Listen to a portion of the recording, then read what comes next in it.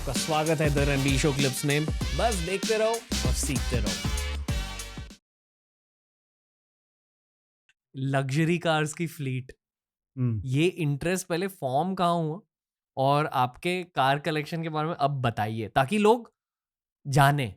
क्योंकि ये ना आपका एक ब्रांड बन चुका है ऑनलाइन। लोग जानते नहीं कि इसके पीछे सालों की मेहनत है, डेकेड्स की मेहनत है, स्किल्स है, बिजनेस एक्यूमेन है। But let's start on luxury ये कार्स। स्टार्ट से ही है। मुझे लगता है कि लोगों को लगता है कि अभी ये जो ग्लैमरस लाइफ देख रहे हैं, ये स्टार्ट से ऐसी थी, ऐसे नहीं थी। मैंने जब करियर स्टार्ट किया था, उस टाइम पे मेरे पास साइकिल थी एंड साइकिल से टू व्हीलर, टू व्हीलर के बाद में बिज़नेस स्टार्ट किया। टू व्हीलर तक पेरेंट्स से पैसा लो तब तक ठीक है। जब आपका सपना हो गाड़ी लेना हो, तो आपको खुद कमाना है। That is what I believe.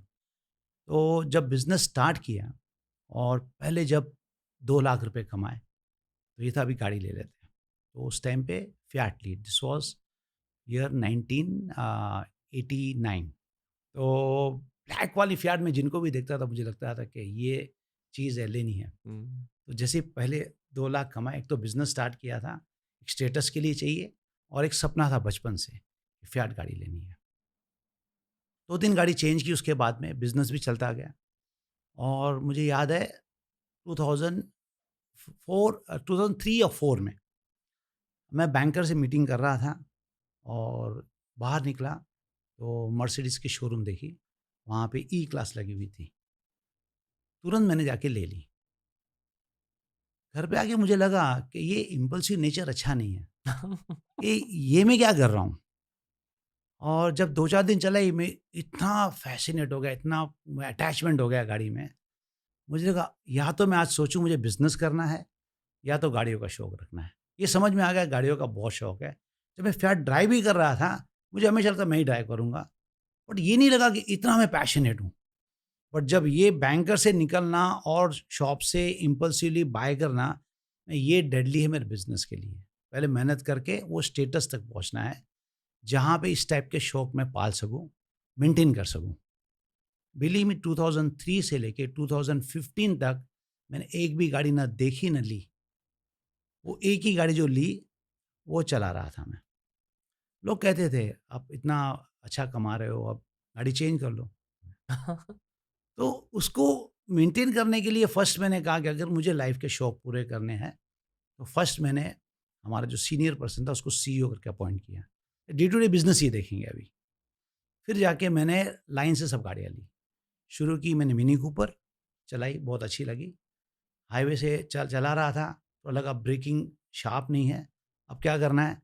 तो एएमजी की स्पोर्ट्स कार ली, एएमजी जीटी, फिर पोर्शा ली, फिर लैम्बोर्गिनी ली, फिर फरारी ली, बस सिलसिला चलता गया।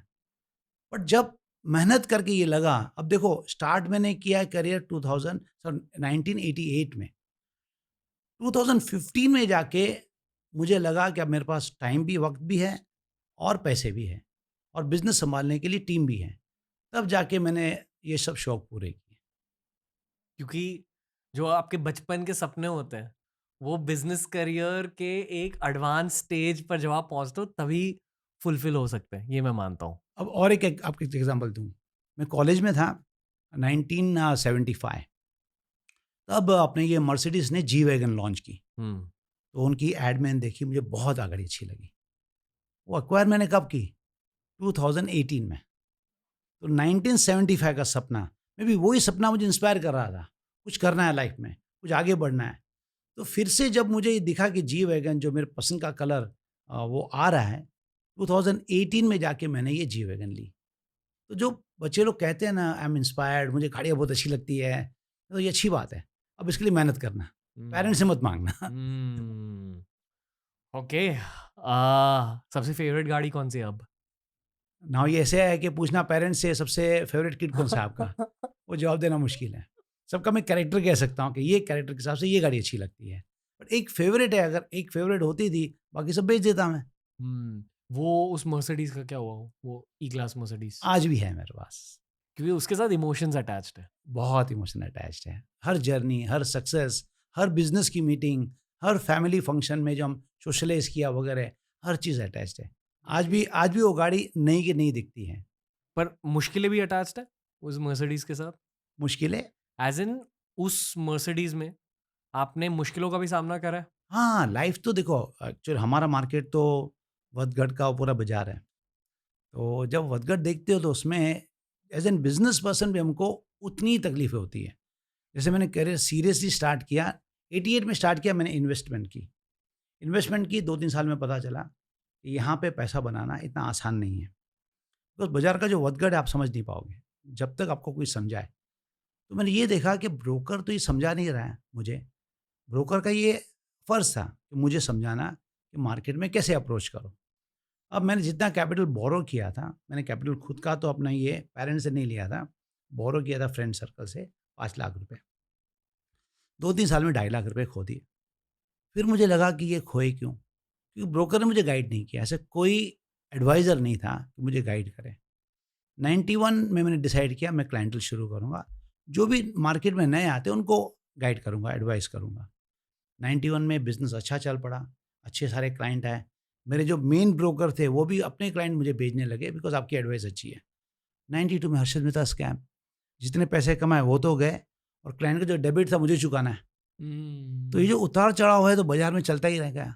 उसके बाद में सेबी बना, रेगुलेशन आए वगैरह, बट तब तक मैं कहूँगा कि बिज़नेस के उतार-चढ़ाव चलते ही रहे। तो उसमें सिर्फ़ ये रखना हिम्मत कि भई जो हमको विज़न दिखा नेक्स्ट 25 साल का, वो इंटैक्ट है। बाकी बाज़ार की वदगढ़ तो चलती ही रहेगी। जब बाज़ार की वदगढ़ होगी आपके बिज़नेस में उतार-चढ़ाव आएँगे। ये सब उतार-चढ़ाव उसी गाड़ी में देखे। जब मैंने लॉस किया मैं फैमिली को नहीं बताता था कि आई हैव मेड लॉस। उस टाइम पे शाम को गाड़ी लेके जाओ, अच्छे मूड में रहो। ये जो आपको जर्नी बताई कि अंधेरी ईस्ट से जुहू पे, ये सब to make us feel good that everything is good. So family never knew कि बिज़नेस में इतने उतार-चढ़ाव हो रहे हैं। तो इस गाड़ी के साथ में बहुत सारे मेमोरीज़ हैं, जो गाड़ी के साथ में शेयर किए हुए हैं। फैमिली को भी पता नहीं।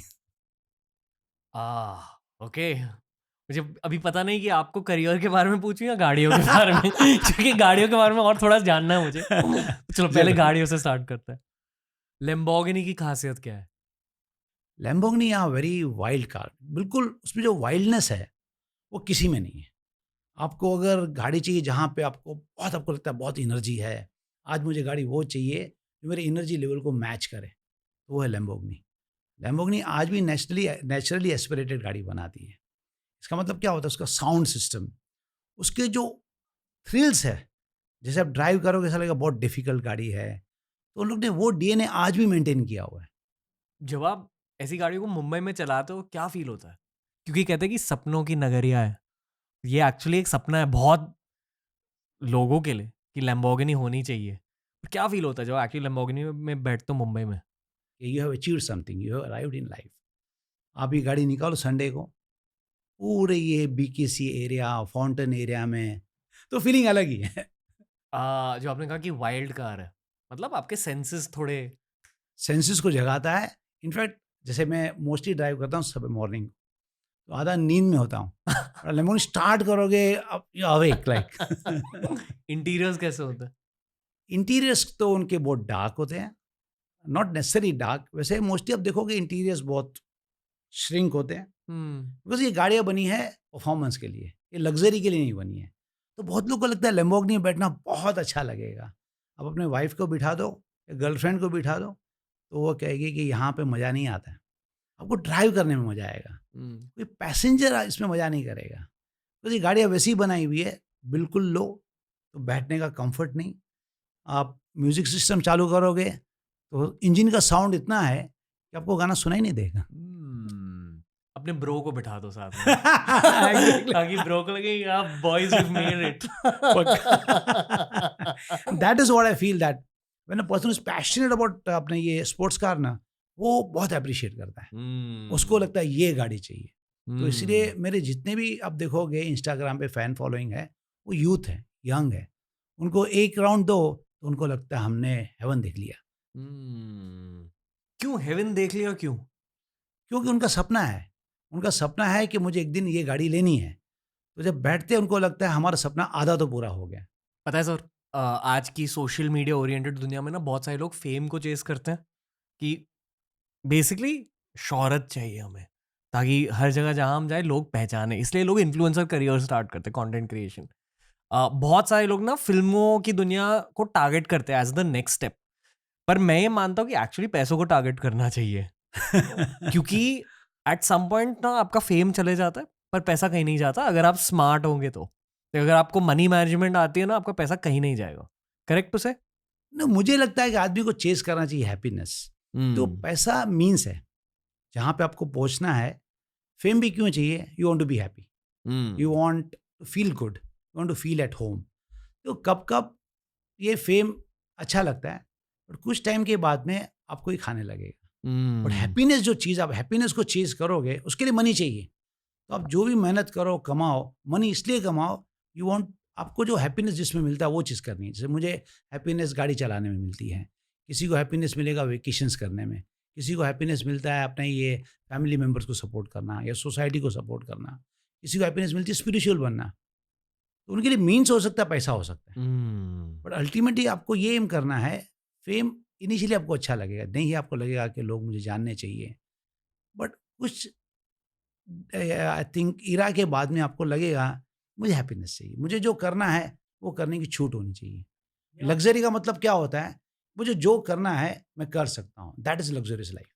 ये आपको कब पता चला लाइफ में, ये जो जिंदगी का रहस्य है कि खुशी के पीछे दौड़ना चाहिए, या पहले से ऐसे ही सोचते थे कि ये एक रियलाइजेशन थी? मुझे ऐसा नहीं लगता कि किसी स्टेज पे जाके मुझे ऐसा लगा कि ऐसे सोचना चाहिए, बट क्या होता है कि एक स्टेज आता है लाइफ में जब आपको क्लियरिटी ज़्यादा आती है कि मैं कर क्या रहा हूँ, क्यों कर रहा हूँ।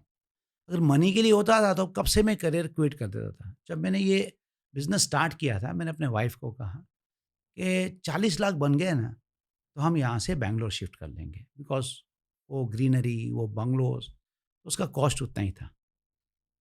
बट वो होने के बाद में ये लगा नहीं कि मुझे स्टॉप करना है। क्यों नहीं? क्योंकि लगा विज़न तो काफ़ी बड़ा था कि रिटेल पीपल को हेल्प करना। रिटेल तो आ रहे हैं, इतने खुश हो रहे हैं, और जब वो खुश हो रहे हैं, आई कैन फ़ील मेरे जो अर्ली डेज़ थे वैसी मिस्टेक्स वो लोग नहीं कर रहे। कर रहे तो मैं उनको बता रहा हूँ क्या मिस्टेक कर रहे हैं। I was feeling lots happier.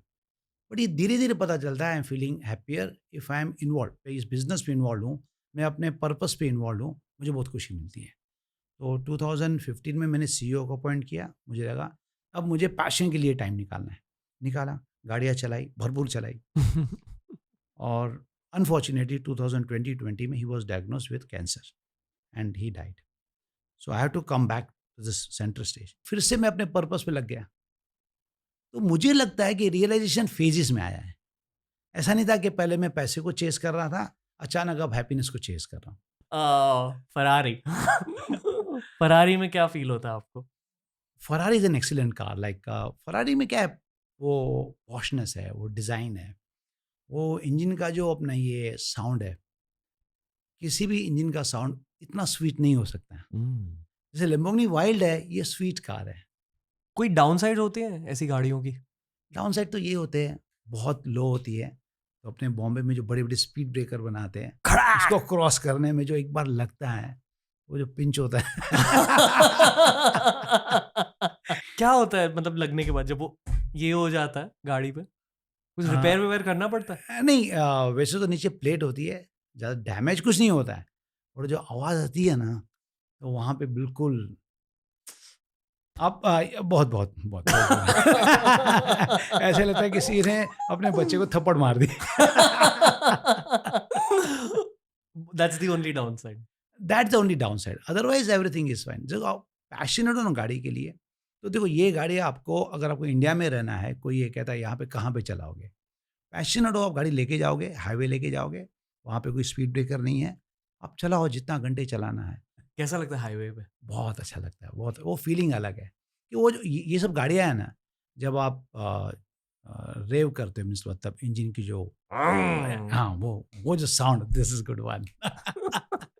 वो जो फीलिंग है, देखो एक बार आप बैठ के आप रेव कर सकते हो, और जब गाड़ी स्पीड में चल रही है और ये रेविंग साउंड आ रहा है, बहुत मज़ा आता है। वो अलग एड्रेनलिन थ्रिल है, बिल्कुल आपको लगता है कि बहुत अपने ये अलग वर्ल्ड में आ गए, बिल्कुल जो वर्ल्ड आपने देखा नहीं है, वो फीलिंग ही अलग है।